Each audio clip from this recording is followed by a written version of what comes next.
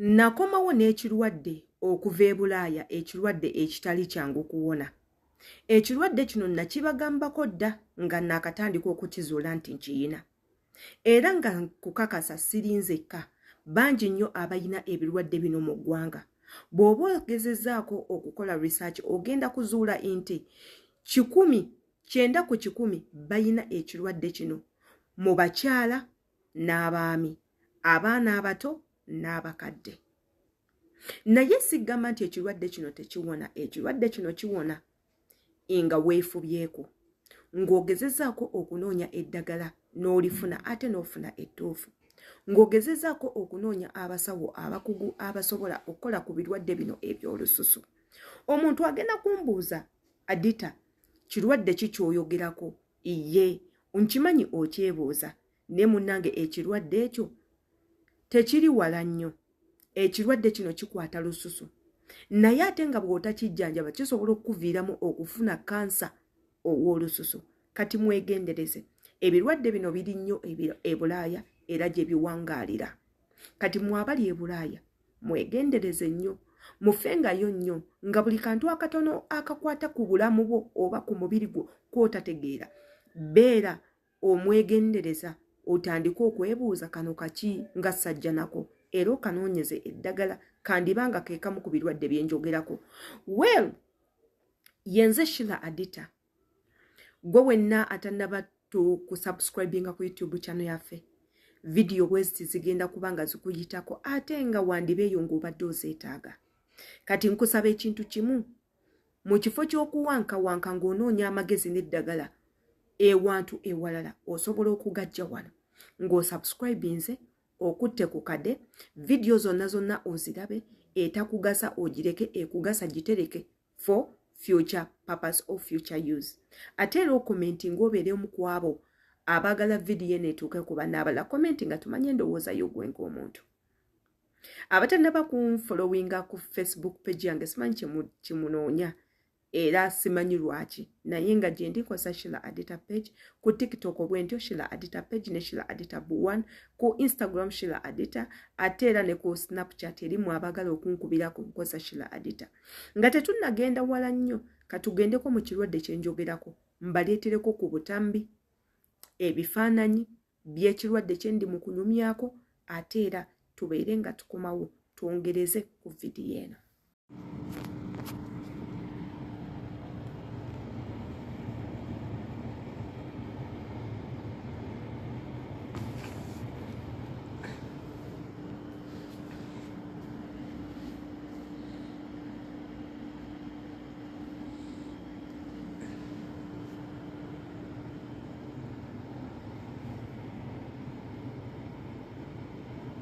Eno challenge y'abakadaama bokka. Bannamwe twebisenye ebitambaala. Vaayo gyo tulage ku nviiri zo bannaye, tulabeko we zenkana, tulabe we zifaanana. Omanyi abamu batuyita n'abakyafu, bwe tetufa ku nviiri. Ezange zeezo bwe zityo bwe zifaanana. Kati mutidde, si kyekyo, nkimanyi mutidde. Muli batuufu okutya. Lwa nsonga nange bwe nali naakafuna ekirwadde ekyo natya nnyo ne ŋŋamba bannange kino kiki? Nze omuntu eyayina enviiri nga bwe ziti z'olaba wano, omuntu ayina enviiri bwe zityo, nkeera ntya ku makya nga ntandise okumera ebiwalaata. Natandika okunoonya eddagala, neesula nga seebase, bangi ne bampa amagezi, mira lino, kola kino, kola kiri. Ngenze malwaliro gonna ne bannemererwa, ngamba ag'e Bulaaya ne bannemererwa. Amalwaliro ago ag'e Bulaaya tuwulira buwulizi kigambo nti ga Bulaaya, naye munnange tegajjanjaba. Tobeereyo n'ekirwadde n'ogamba kasita ndi Bulaaya kijja wonerayo, kyandibanga ekirwadde kikwetaagisa kudda waka. Kakati nno kayogiyogi wuuyo nakomyewo ewaka ku butaka. Kwe kusalawo ngendeko mu ddwaliro erimu lye mbadde nga ndaba lye bakubira adverts. Ne ŋŋendayo bo we balabye ekirwadde ne kibalema okutegeera kye basazeewo okukola kye kino. Katugendeko mu butambi obulaga abasawo ki kye basazeewo okunkolera. Bo kye balowooza nti nno kye kinaaleetera okutegeera ekirwadde kino n'erinnya lyakyo n'engeri gye bakijjanjabamu. Era tebaakoze ensobi yonna ne bakola emikolo gyabwe nga bw'ogenda okulaba mu butambi. naye obutambi bw'ogenda okulaba butiisaamu eri ggwe ow'omutima omutima ogulimu okutya, omutima nga gubuukamu mangu. Obutambi buno buyinza obutakunyumira olw'ensonga bulimu okufumitafumita, bulimu okusalako ennyama, okusokoolako ennyama. Omuntu agenda kumbuuza ennyama eyo basokoola yaki? Ennyama eyo gye baasokodde ku mutwe gwange kuno yegenda okulaga ekirwadde ekituufu ekinnuma. Kirwadde ki? Katugendeko mu butambi ate era tubale nga tukomawo.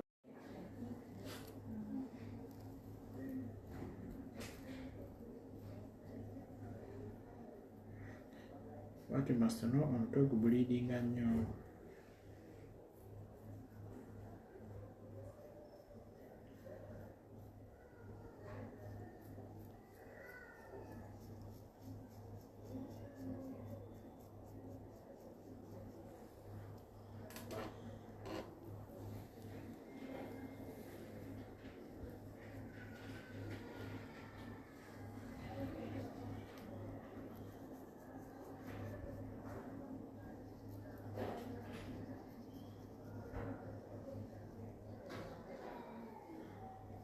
Sorry, birizo nsazeeko kati.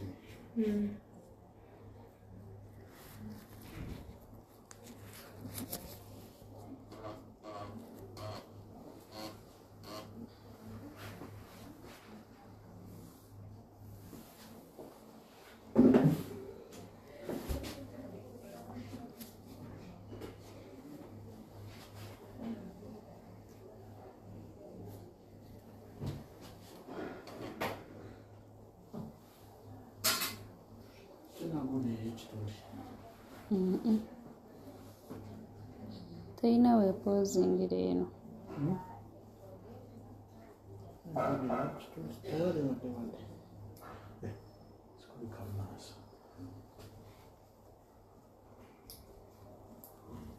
Video tepozingamu. Onyiga wakati. Njamu kavalenga.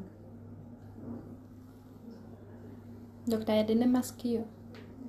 Yadde masiki. Masiki ngate obwonda ze face. Kutandise kyokwozugira.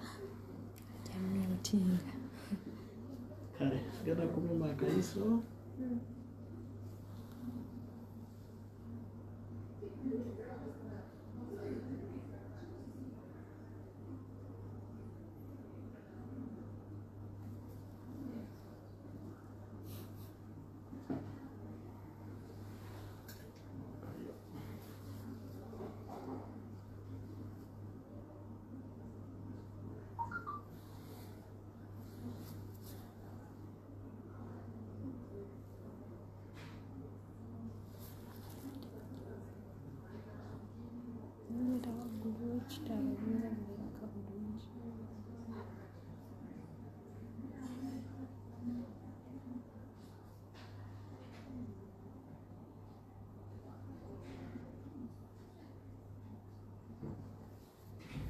Chawulira paini? Mpulidde kayiso nga kayingira. Ogusoose oba paka kati? Okusoose. Ate kati? Kawulidde?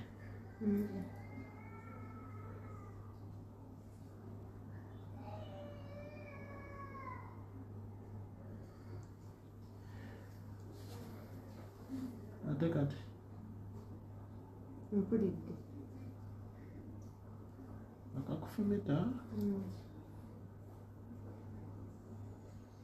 Ate kati?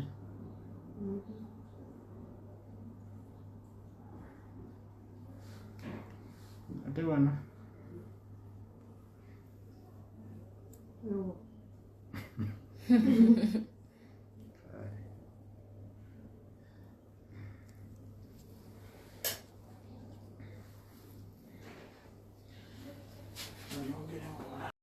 Kyekyo abasawo kye baasazeewo okunkolera y'enkola ennyangu era kyekyo ekyabajjidde ekisobola okugezaako okubalaga kirwadde kyekyo kye nnina era nga mu ngeri yonna we banaasobolera okuvumbula eddagala erigenda okujjanjaba ekirwadde kino. Oli agenda kumbuuza lwaki tewakijjanjabira eri. Eyo gye mbadde ekirwadde ekyo kyabalema. Lwa nsonga tebagezaako na kuyiiya magezi kukola kino. Bano abasawo kye bakoze osanga singa kye baasookerako singa ekirwadde kino kyawona dda. Nzijukira mwenna munzijukira olunaku lwe najja ne mbategeeza nti bannange nalwadde, nafunye ekirwadde, mwegendereze. Eno ebirwadde bingi ebyenjawulo ebitamanyikiddwa n'ebimanyikiddwa. Bye mumanyiiko bye bitono naye waliyo ebirwadde ebirala wooba oliawo nga Katonda takwatidde nnyo nga bisobola okukukwata. Era ne mbawooninga ne mbagamba mmwe ababba engoye z'abakama bammwe ne muzambala. Mwe bakama bammwe be bawa engoye n'oziteeka buteesi ku mubiri nga tosoose ziteeka mu mazzi gookya. Oyinza okuweereba n'ekirwadde kya mukamaawo n'okiteeka ku mubiri. Mwe ababba ebisanirizo by'abakama bammwe, abakozesa ebintu by'abakama bammwe bye bateeka ku mubiri, muyinza okubuukayo n'ebirwadde. Era ne mbawooninga kyekyo kye nnali ntegeeza. So bankozeeko kye bayita biopsy. Abasinga ku mmwe mugenda kugamba biopsy kitegeeza ki? Biopsy bakuggyako olususu oba akanyama ku mubiri gwo ne bakatwala ne bakakolako testing. Bwe bakatestinga bakateeka mu byuma byonna byonna ebyetaagisa paka lwe bafuna ki ekiri mu mubiri ogwo. Bwe bafuna ekiri mu mubiri ogwo nga bamaze okukikolako examinations ne bamanya kiki buno bulwadde kibujjanjabwa butwa, babujjanjaba batya. Yeeyo no biopsy. Abamu ku mmwe ngibannyonnyodde lwa nsonga oyinza okufuna ekizibu kyonna n'ogenda mu ddwaliro nga kikwetaagisa kukolako biopsy. So kyekyo nno kye bankozeeko. Ng'ate era bwe tutuula bwe tulinda ekigenda okuva mu results. Nsaba busabi Mukama Katonda ekigenda okuva mu results kireme kubeera kibi nnyo. Kireme kubeera kibi nnyo, kireme kubeera the worst.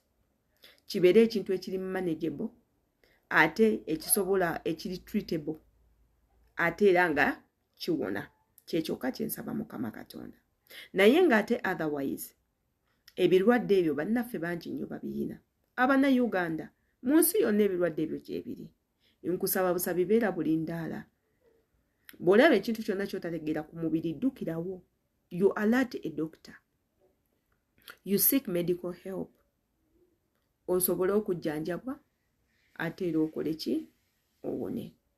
Kandowooze nti akatambi kano kayina ekyenjawulo kye kagenda okuteeka mu bulamu bwo obuulyawo. Wabula we katakukyusaako oba n'otafunamu kyakuyiga. Ate era munnange olina kulinda katambi kaddako. Osanga gwe keweetaaga kalimu ebyo by'oyagala. So awo we nkugambira nti buli butambi bwe tuteeka no tobuyitako bwandiba obw'omugaso one time to come. Era ne tubasaba mubuwuliriza bulungi nnyo. Mu commentinge bw'oba ekintu nga kino wali okirabyeko naawe otugambe nti kino Arditah nali nkirabyeko osobola okukola bw'oti ne bw'oti. Otherwise nze kamberekereze. Ensigadde yense Sheila Arditah. Era sigenda kukoowa bayita kubagamba nti woba okomentinze kigenda kukola wenjawulo. Komentinga. Tekirina kye kitwala. Bw'okomentinga naawe bakumanya nti munnange oli omu ku abo abaddukanya omukutu guno. Ate era naawe oba osomesezza abalala ate oba owadde endowooza yo. Kwata kadde buli video ekutuukeko bulungi. Sangayo ku mikutu gyange gyonna emirala gw'olaba Sheila Arditah page manya nti yenze. Mbaagala nnyo Mukama abankumire.